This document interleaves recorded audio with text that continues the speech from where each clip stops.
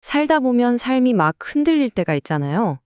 그럴 때 우리를 버티게 해주는 건 과연 뭘까요? 오늘은 레이먼드 카버의 단편소설 두 편을 통해서 그의 글이 우리에게 건네는 삶의 지혜를 한번 깊이 들여다보려고 합니다. 빌려온 평화와 갖구운 위로. 네, 바로 이 아름다운 문구가 오늘 우리가 나눌 이야기의 핵심입니다. 뭔가 좀 아슬아슬하면서도 동시에 따뜻함이 느껴지는 그런 기분 들지 않으세요? 자, 우선 레이먼드 카버라는 작가에 대해 잠깐 이야기해 볼게요. 그는 미니멀리즘 산문의 대가, 이렇게 불리죠. 그의 문장은 정말 담백해요. 화려한 수식 같은 건 없고요. 하지만 그 안에는 삶이라는 게 얼마나 위태로운지, 그리고 또 얼마나 예기치 못한 온기가 있는지, 이 두 가지가 아주 팽팽하게 공존하고 있거든요. 오늘 우리가 살펴볼 셰프의 집과 별것 아닌 것 같지만 도움이 되는 이 두 작품이 바로 그 양면성을 아주 잘 보여줍니다.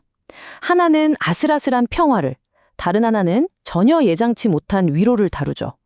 그래서 이 두 이야기를 이렇게 딱 나란히 놓고 보면 그제서야 삶을 버텨내는 방법에 대한 어떤 진실 같은 게 보이기 시작합니다. 그럼 첫 번째 이야기인 셰프의 집으로 한번 들어가 볼까요? 여기서는 일시적이고 또 그래서 깨지기 쉬운 그런 안정이라는 주제를 탐구해 보겠습니다. 이야기의 시작은 이래요. 정말 벼랑 끝에선 한 부부가 있습니다. 이들이 셰프라는 사람의 집을 빌려서 살게 되면서 술도 끊고 잠시나마 평화를 찾게 되죠. 하지만 그 행복은 그리 오래 가지 못합니다. 집주인이 나타나서 집을 비워달라고 하거든요. 그렇게 위태롭게 쌓아 올렸던 안식처가 순식간에 사라질 위기에 처한 거죠. 자, 여러분이라면 이런 상황에서 어떤 일이 벌어질 거라고 생각하세요? 자신들의 세상이 무너지는 순간이잖아요. 감정이 폭발하거나 아니면 다 포기해버리거나. 보통 그렇잖아요? 근데 놀랍게도요, 아무 일도 일어나지 않아요. 바로 이 지점에서 카버의 진짜 힘이 나오는 거죠. 막 극적인 사건이 터지는 대신에 정말 지독할 정도로 현실적인 모습을 보여주거든요.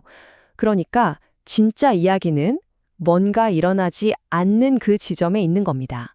절망하기는커녕 주인공이 뭐라고 하냐면요. 그건 셰프의 집이었기에 가능했던 일이라고 말해요. 이게 무슨 뜻이겠어요? 우리가 누렸던 그 평화, 그거 사실 온전히 우리 거 아니었어.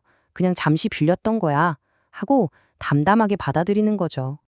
자, 이제 두 번째 이야기로 넘어가 보죠. 앞에서 좀 조용한 붕괴를 봤다면 이번 작품은요, 엄청난 비극을 그냥 정면으로 마주합니다. 별것 아닌 것 같지만 도움이 되는 의 줄거리는 정말 마음이 아픈데요. 한 부부가 사고로 아들을 잃게 돼요. 근데 하필 아들 생일 케이크를 주문해 놨던 거죠. 이 사정을 전혀 모르는 빵집 주인은 케이크 찾아가라고 계속 전화를 하고요. 결국 슬픔에 잠겨있던 부모는 분노가 치밀어서 빵집 주인을 찾아가게 됩니다. 그런데 바로 여기서 이야기가 완전히 예상치 못한 방향으로 확 틀어집니다. 그 분노와 슬픔으로 가득 찼던 공간에서요, 정말 놀라운 연결의 순간이 찾아오거든요. 빵집 주인이 건넨 말이 이거예요. 이걸 좀 먹어봐요. 도움이 될 겁니다. 거창한 말이 아니죠.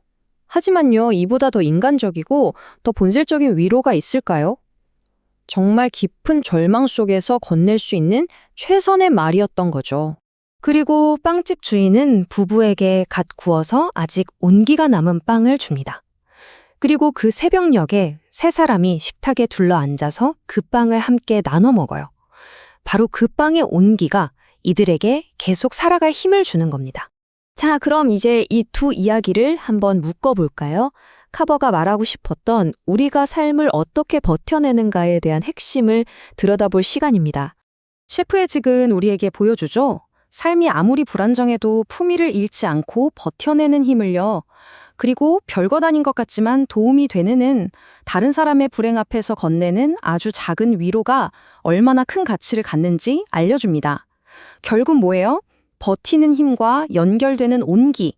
이 두 가지가 바로 카버가 말하는 삶의 방식인 겁니다. 그러니까 카버가 우리한테 제안하는 삶의 레시피는 이런 거예요. 첫째, 어차피 우리 삶의 평화는 잠시 빌려온 거고 삶은 원래 위태로운 거라는 걸 그냥 인정하는 겁니다.